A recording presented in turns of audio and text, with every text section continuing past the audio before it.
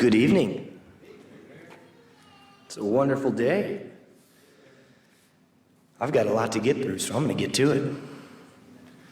Proverbs 6:6-8, as Clay just read, starts off by saying, "Go to the ant, O sluggard. Consider her ways and be wise." Now, if I asked you what word from that verse carried the most importance, what might you say?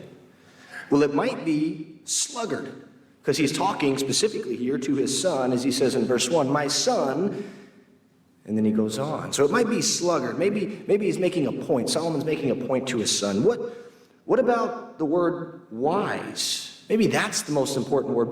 Be wise. No, that's not it.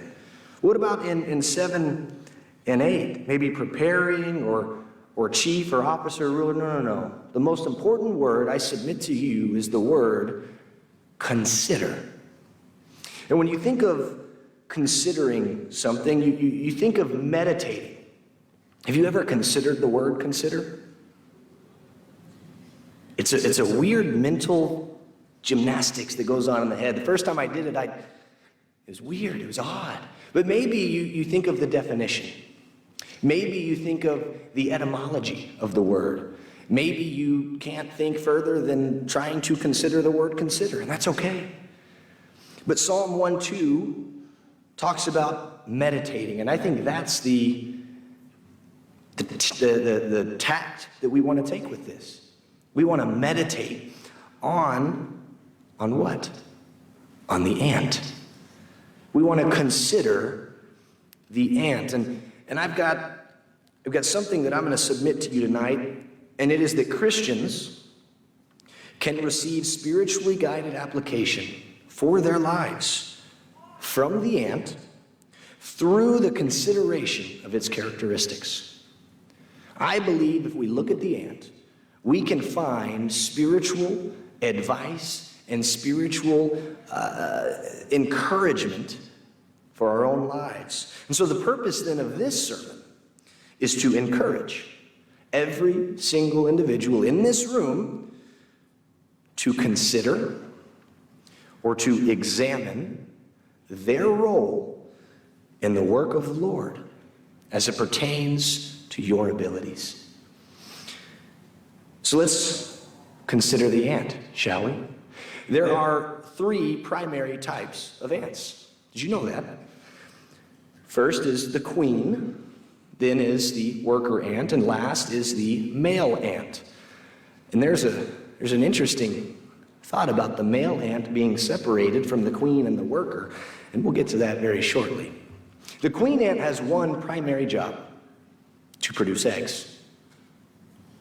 That's it. The queen's job is to produce eggs. And you know, the verse here in verse 7 says, without having a chief officer or ruler. Well, when you think of the word queen, what do you think of? Aside from Queen Elizabeth, maybe you think of a ruler. Someone with authority, someone with power to say, go here, do that, go there, do this. The queen ant, it is simply a moniker. It's a name, it is nothing more. It's not a title of position, it's not a title of authority. It simply designates that this is who the colony needs to survive. The queen ant does not give out instructions for the other ants to do this or that. That's not her job. Her job is to produce eggs, to produce larvae, to produce other ants. The worker ants are all female.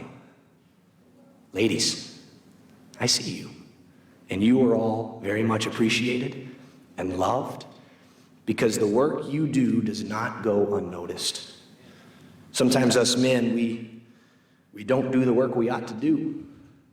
You ladies always do, and it is very much appreciated. The worker ants have a responsibility to go out and get food and bring it back to the colony. They have a responsibility to care for the queen, to make sure that the queen is clean, is fed, and is alive. The worker ants, when they go out to get their food, we'll touch on this here in a little bit, they don't eat while they're getting their food. They hold it, and they take it all the way back to the colony, and they drop it off so that every single ant in that colony is able to eat. Like I said, we'll get to that here in just a little bit. The male ants have one job, and that is to go and help create other colonies, to help spread the ant kingdom, so to speak. And so there are a few characteristics that we can notice between the ant colonies and the Lord's church. The first relational aspect is that there are many different locations of the ant, and yet they're all the same thing. Many different colonies in different places, but they're all the same thing. There are different colonies that are all seeking to do the same thing, which is to grow their colony. Now, these ants also have different abilities, different tasks that they are supposed to perform, just as we in the Lord's church have different abilities and different tasks that we are to perform. You know, individually, an ant's not all that strong. You guys ever just seen one ant walking by? I'm not a huge fan of ants, so if I just see one ant, I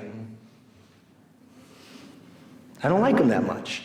But you know, I've gone out specifically as a kid when I wasn't as wise as I am now, and I would kick that fire ant pile. You guys ever done that?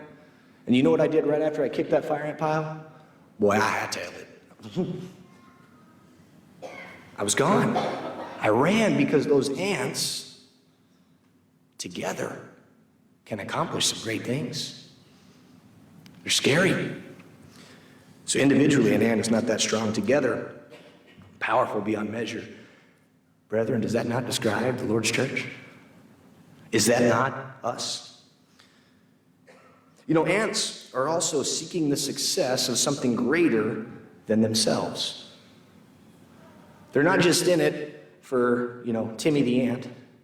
They're in it for all of the ants. Every single ant is seeking to have their colony grow and prosper. And brethren, if we're in it for ourselves, we're not going to last very long. But if we're in it for the Lord, something greater than ourselves, He will allow us to prosper. And ants face hardship and difficult times, not only when we have our fingers on them, but you know that flood that came by a couple months ago or a month ago? It was 9 feet high in some places. I think we got around 3 feet here. Did you guys realize there are still ants outside? Those ants survived through all that water. And that freeze that we had earlier this year and in 2021, those ants survived through that. They persevered. Ants thrive and survive because they're tough. Look out in the audience, and I know, without any doubts, if I were to ask the question, have you faced hardship in your life? And if so, show of hands, every single hand in this room would be in the air. But together, we're able to endure. And so we're going to look at 5 different characteristics.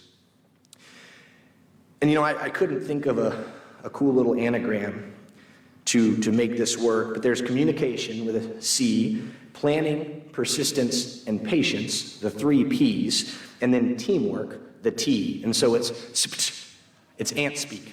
Okay, that's the way the ants say it. All right, so remember it that way. But first, we're going to start with communication. How can we communicate? How should we communicate? How do we communicate? Well, Colossians 4:6, if you will turn there, gives us really the way in which we ought to speak to one another. Colossians chapter 4, verse 6 says this: "Let your speech always be gracious, seasoned with salt, so that," well, there's the reason, "so that you may know how you ought to answer each person." Communication is so much more than just speech. And I want to make that abundantly clear. It is our body language. It is the way that we listen. It is how we give to one another of our time, of our resources. We communicate in so many different facets and ways. And how we communicate should always be gracious, and it should always be seasoned with salt. And specifically, our speech. Proverbs 15:1 says, a soft answer turns away wrath, but a harsh word stirs up anger.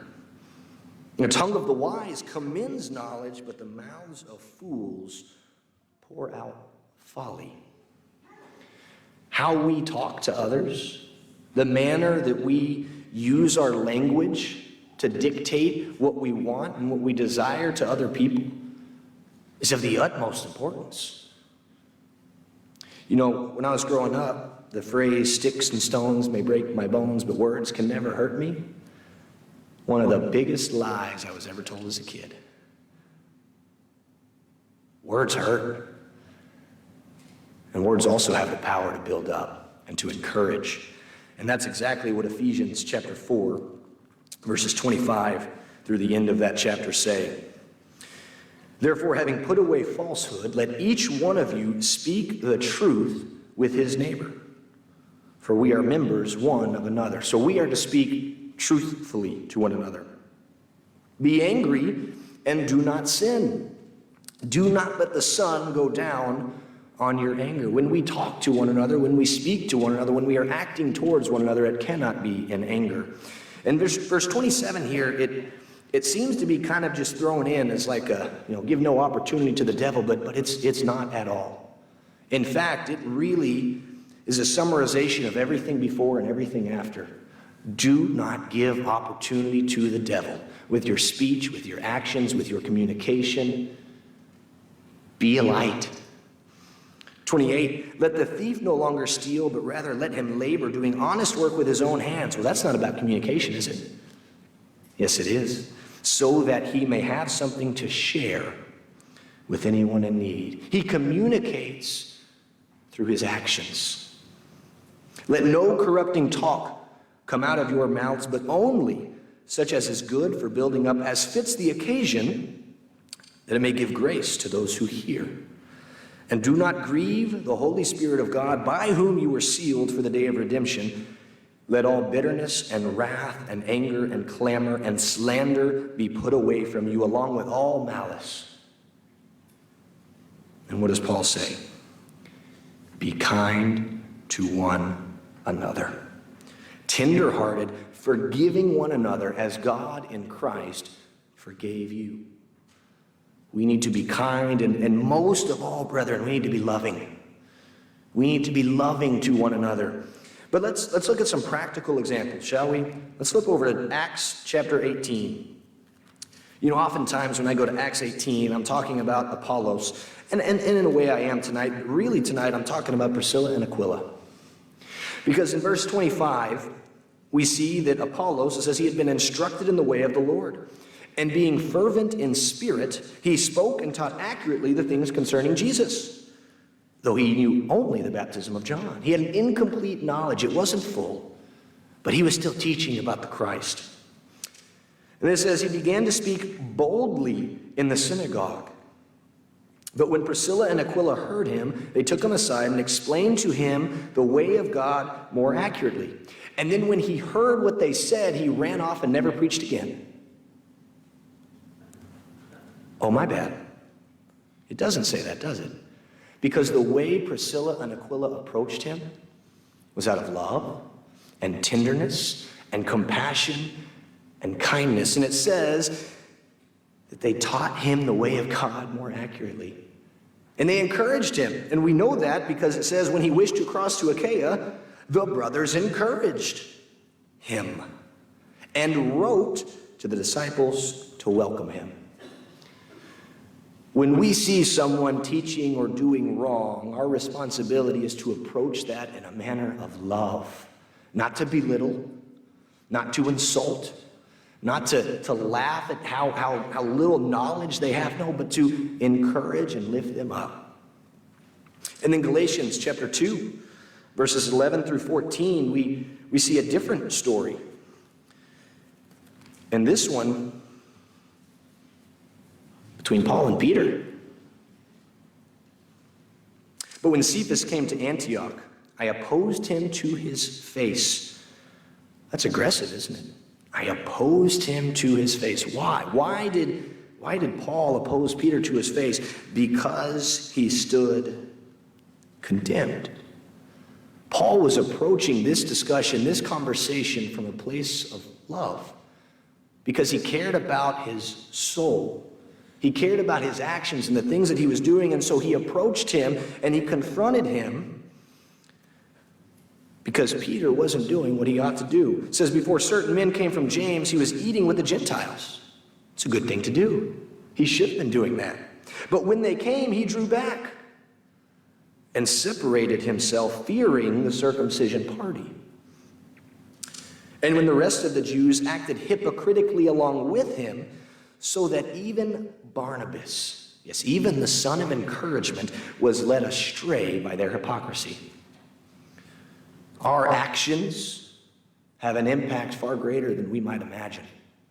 Our words have an impact far more than we could possibly think. And Paul goes on, he says, but when I saw that their conduct was not in step with the truth of the gospel, I said to Cephas before them all, if you, though a Jew, live like a Gentile and not like a Jew, how can you force the Gentiles to live like Jews? How can you make them live this way when you are living that way?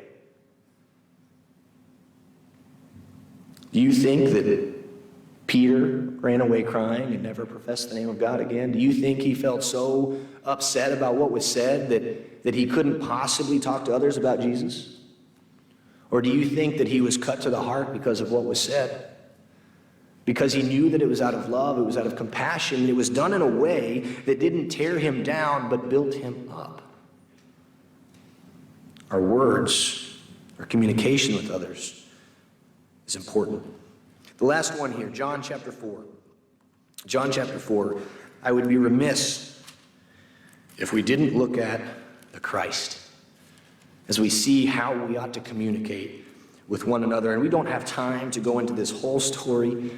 I wish we did, but we don't.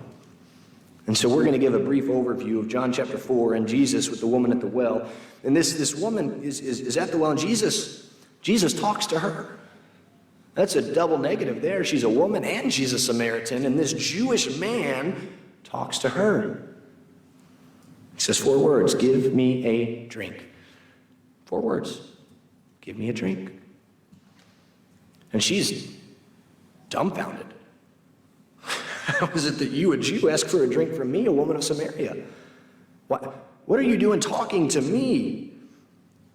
Jesus said, if you knew the gift of God and who it is that is saying to you, give me a drink, you would have asked him, and he would have given you living water.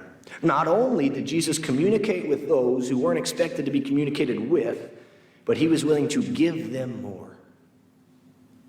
He was willing to give to them more. And so this story goes on, and there's this discussion, and it turns into a bit of a religious discussion about worshiping the Lord. And in verse 39 of chapter 4, it says, many Samaritans from that town believed in him because of the woman's testimony. He told me all that I ever did.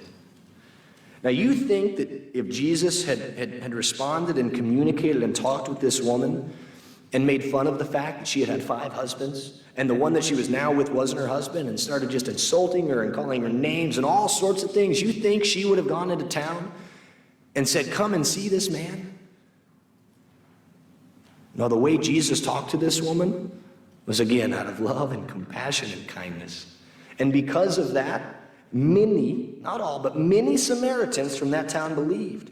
And then these Samaritans came to him, and in verse 41 it says, and many more believed because of his word. Brethren, we never know whether or not what we say will have an impact on someone's life and their heart. But we certainly know that if we don't speak in an appropriate manner, it won't have a good impact. But what about the 3 P's? What about them? Planning, persistence, and patience. Ought we to plan? Well, Proverbs 21 says that we most certainly ought to be planning. In fact, Proverbs 21, verse 5 says, the plans of the diligent lead surely to abundance, but everyone who is hasty comes only to poverty. You know what's kind of funny about that is Jesus actually told a parable about this. Did y'all know that? Luke chapter 14. Let's turn over there. Luke chapter 14. I know we're going everywhere in the scriptures tonight, but this is, I'm enjoying this. I hope you are too. Luke 14. Now great crowds accompanied him. And he turned and said to them, if anyone comes to me and does not hate his own father and mother and wife and children and brothers and sisters, yes, and even his own life, he cannot be my disciple. Whoa. You got to hate your mom, you got to hate your dad, you got to hate your wife, you got to hate your children. Is that really what Jesus is saying? No, it's not. It says, whoever does not bear his own cross and come after me cannot be my disciple. Jesus is telling all of these people to count the cost. You need to understand what it is that you're getting into before you just jump headfirst in. Because if you're not ready, it's not going to end well. He says, for which of you desiring to build a tower does not first sit down and count the cost, whether he has enough to complete it? You know, the last time I built a tower, I was probably 5 or 6, and I had Legos. But we build houses, don't we? And there are buildings being built all the time, and there's roads being built. We understand the premise of this, that if you don't count the cost of building something, it's not only would we not accomplish hardly anything, but we would be the laughingstock of our neighbors. Because we wouldn't have really planned and figured out what it was we needed to do in order to build that. Our Christian lives, we need to plan for things. It doesn't mean that we rely on ourselves. That's what James warned against in James chapter 4. We need to rely on God. If God wills it, then so be it. Corey talked about this morning. A wonderful lesson. But we need to plan. We need to be ready for certain things. There's a reason we have a calendar with the congregation. There's a reason that we put events on that calendar. There's a reason we announce things from up here so that we are all planning for things in advance. But we also need to plan out who we're going to be talking to about Jesus. We need to plan out how we're going to study our own Bibles for our own personal gain, how we're going to study with others, how we're going to study with our spouse, how we're going to do certain things. It cannot be a fly by the seat of your pants and hope it works out. Planning is essential to the Christian walk. And then we have to persist with it. How many of you have, you don't have to answer, but how many of you have started a Bible study when in Genesis, planning to get to Revelation, and getting to Numbers or Leviticus or Deuteronomy, you stopped? Know what's happened to me? Or maybe I make it all the way through and I get to Judges, or we start reading, we start doing these things, we plan it out, but we don't persist. Life gets in the way. Let's turn over to Galatians chapter 6, verse 9.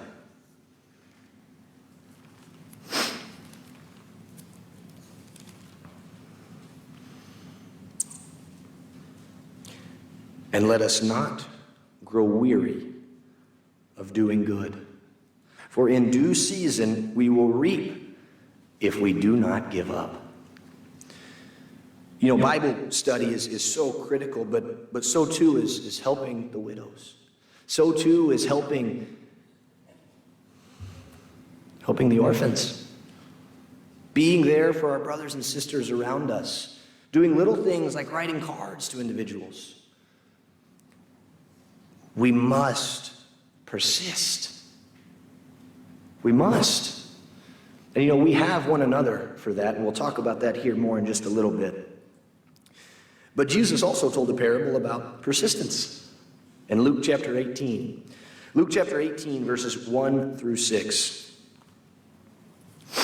It's the parable of the persistent widow.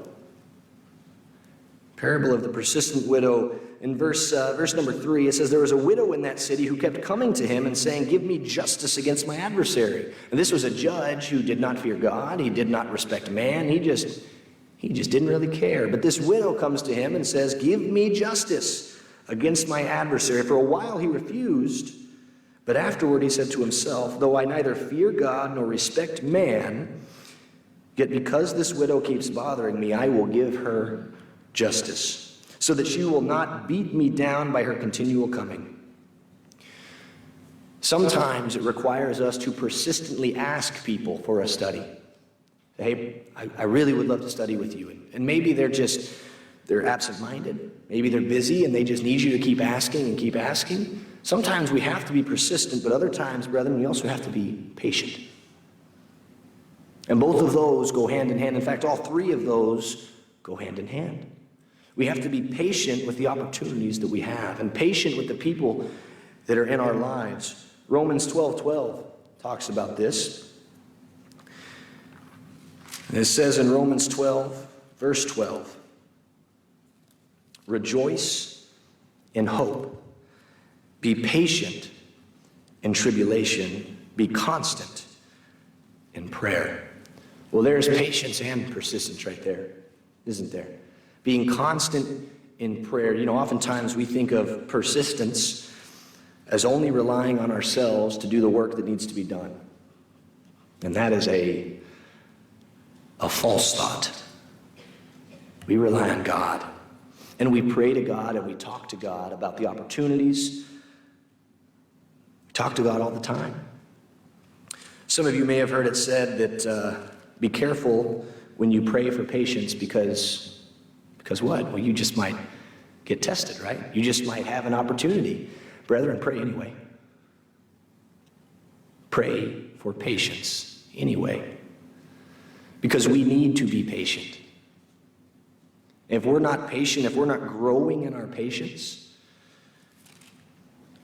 well, I don't know that we're doing what we ought to be doing then.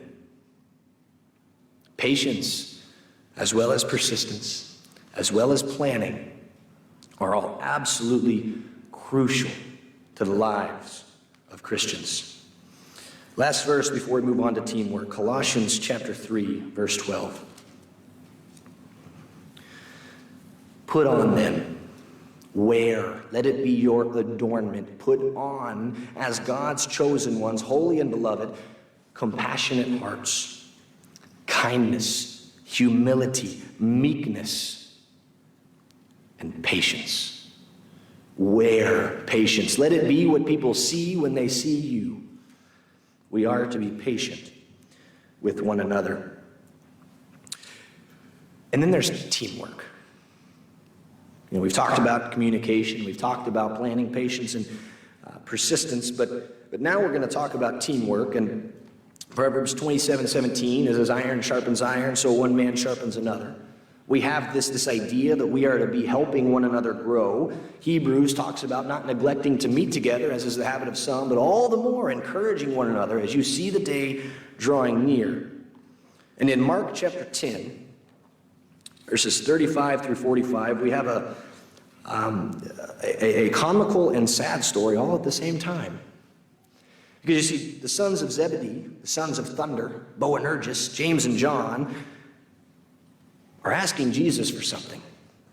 It says in verse 35, James and John, the sons of Zebedee, came up to him and said to him, "Teacher, we want you to do for us whatever we ask of you."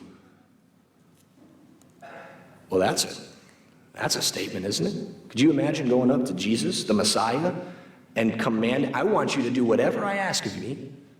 Do it for me." Jesus doesn't say no, does he? He says, "What do you want me to do for you? What would you like?"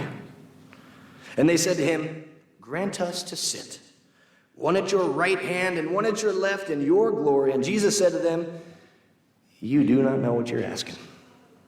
Are you able to drink the cup that I drink or be baptized with the baptism with which I am baptized?" They said to him, "We're able. We are able." Jesus said to them, "The cup that I drink, you will drink, and with the baptism with which I am baptized, you will be baptized.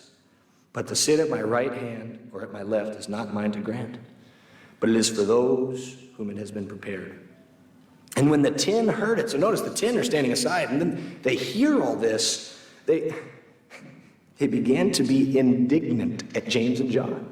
How could you ask that to him? What? And they start, just imagine them starting to argue with one another. And Jesus called them to him and said to them, "You know that those who are considered rulers of the Gentiles lord it over them, and their great ones exercise authority over them, but it shall not be so among you. But whoever would be great among you must be your servant, and whoever would be first among you must be slave of all. For even the Son of Man came not to be served, but to serve, and to give his life as a ransom for many."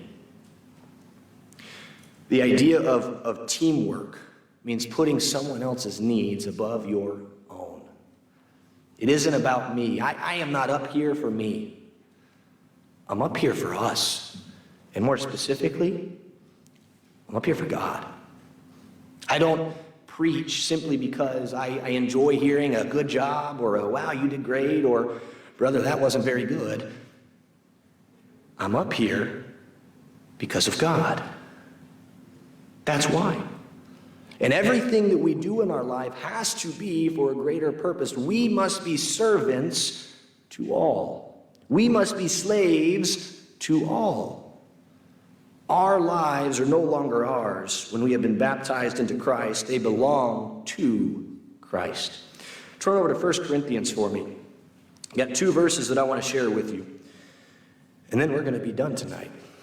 I've been talking fast because I've had a lot to get through. 1 Corinthians chapter 3, verse 9. You know, Paul here has been addressing division in the church. Telling them, you're not to follow Apollos, you're not to follow Paul, you're to follow Jesus.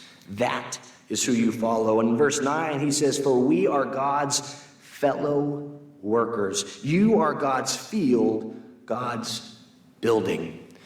Brethren, we are a team.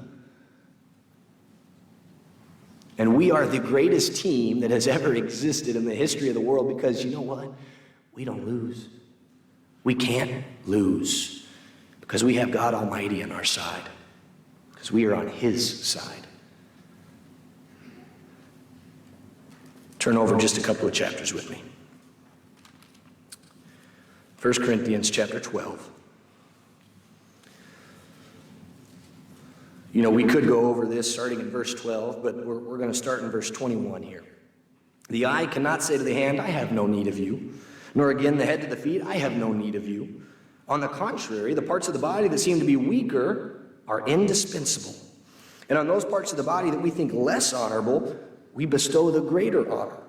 And our unpresentable parts are treated with greater modesty, which our more presentable parts do not require. But God so composed the body, giving greater honor to the part that lacked it, that there may be no division in the body." That there may be no division in the body. "But that the members may have the same care for one another." Verse 26. "If one member suffers, all suffer together. If one member is honored, all rejoice together." We are a team. More than that, we're a family. And as I think of all of these things, this body, these many members, and I try to relay it to different sports teams or sports whatever, there's one element that's missing. You see, the Cowboys, they have players on the field, and they have players on the sidelines, players on the bench, players who are not even rostered. Same with every baseball team.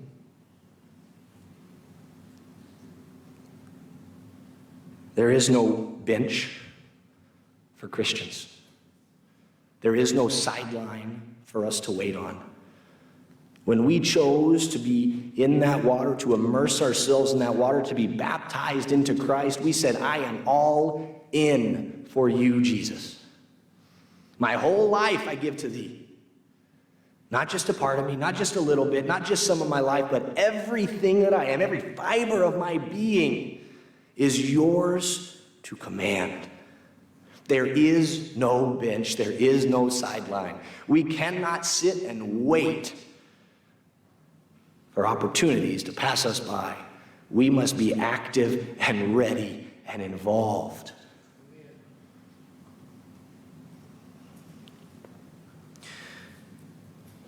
We have a lot of opportunities to be involved here, don't we, brethren? A lot. Part of our responsibility lies with the orphans, with the widows. Part of our responsibility lies with the elderly, with the younger children, teaching and admonishing them, as older women are to do to younger women. Older men are to train up and help bring up younger men to be leaders and preachers and elders and deacons. But there's little things that we can do as well. We have someone who's going to India, traveling across the world to go and proclaim the gospel, and isn't that wonderful? And you know what we can do? We can write him a card. When he's over in India and he receives a card from us, you know what he's going to do? He's going to smile, and he's going to be grateful for that. And it's going to encourage him to press on, to keep going. And we have many missionaries that we can send cards to. We have a fall festival coming up. And it's my opinion, with something so small, so easy to be involved with, that we should all, in some way, shape, form, or fashion, be involved with that. That we should all give of our time or our resources or our prayers to be involved with that. Brethren, we have plenty of opportunities to be involved. And so I leave you, really, with two thoughts. The first is I want you to consider, as we have done tonight with the ant, consider your participation in the church. I want you to go home tonight, sit in a quiet space on your bed, on the couch. Consider what you are doing for the Lord. And it may be that your plate is full and your cup is overflowing, and if so, praise be to God. But if you find that there's room in there, the second thing that I want you to consider is, how can I get more involved?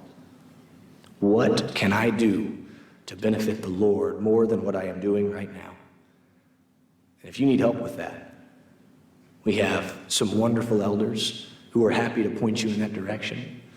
Corey, Dylan, and myself are happy to help you with that. And we also have a ton of deacons who are more than able and willing to plug you in and get you working. The opportunities are endless. We are the Lord's church. And if you need anything tonight, if you need prayers, if you realize that you are not on the greatest team that has ever existed, that you are not a part of God's family, and you need to put him on in baptism, we ask that you come forward as we stand and sing.